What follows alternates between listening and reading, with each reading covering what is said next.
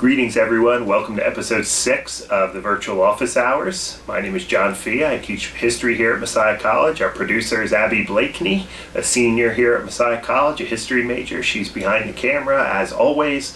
And we have, of course, the Founding Fathers with us, which is fitting in light of the fact that we're devoting the fall 2016 office hours to a discussion of my course on revolutionary America here at Messiah College.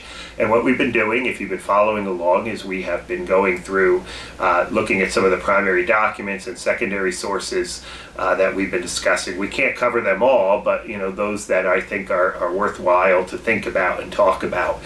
We've been spending some time here on the virtual office hours working our way through.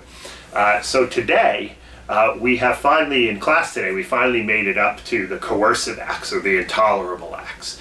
These were the acts in which the British government responded to the destruction of tea in Boston Harbor in December of 1773.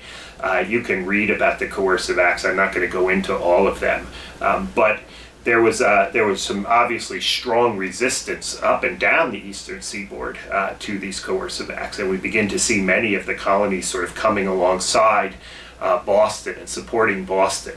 But one of the documents that we read today is a letter. It's written in May of 1774, and it's a letter. So it's right in the context here of the passing of the coercive acts by Parliament.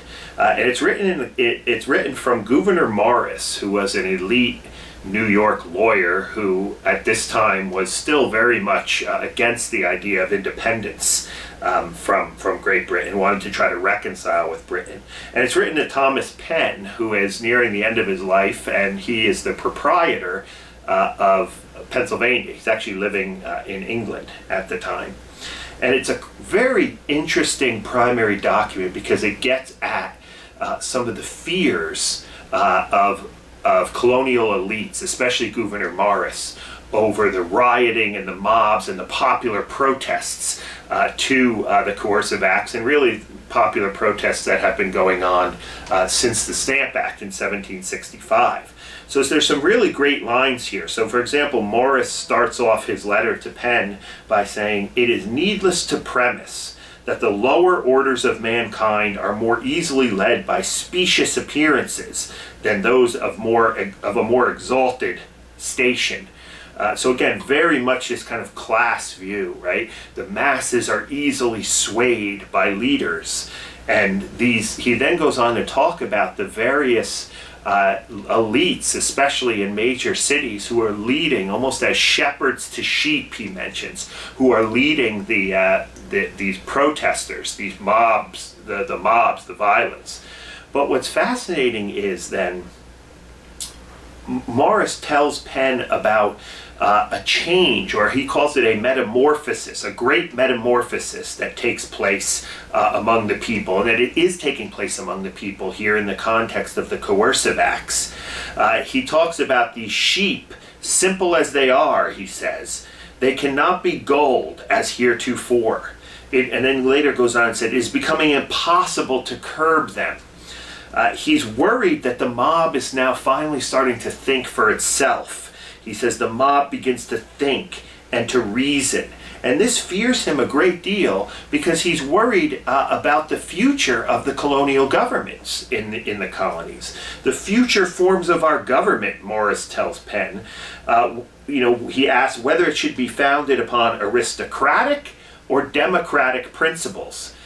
So there's this not only fear of the fact that Britain is taxing the colonies unfairly, but for Morris, he's also very fearful of the fact that the masses are beginning to gain some kind of political power, and perhaps in this case disrupt what he sees as a very staid and sober and ordered social structure. So he writes here again to Payne, "I see it with fear and trembling, that if the disputes with Great Britain continue," in other words, the taxation and so forth, "we shall be under the worst of all possible dominions. We shall be under the dominion of a riotous mob."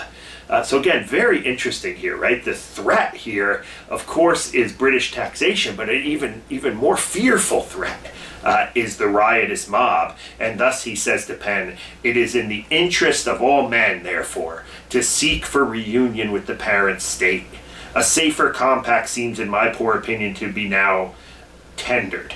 And he goes on to say, it's okay. Britain will continue to control our customs and our trade. This is a good thing. We don't want any kind of independence, he seems to imply, because unless we reconcile with Britain quickly, this kind of mob violence, the rabble, if you will, the people who are led by their passions, are going to get too powerful and perhaps try to push colonial governments in a more democratic direction.